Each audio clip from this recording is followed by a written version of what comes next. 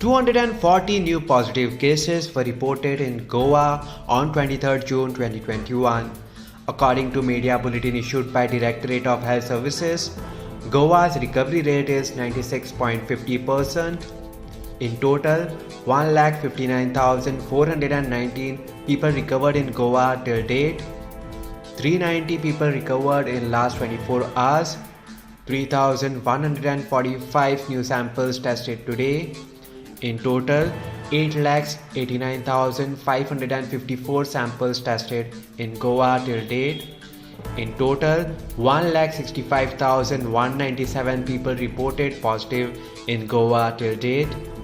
5 new deaths reported today. In total, 3,013 deaths reported in Goa till 23rd June 2021.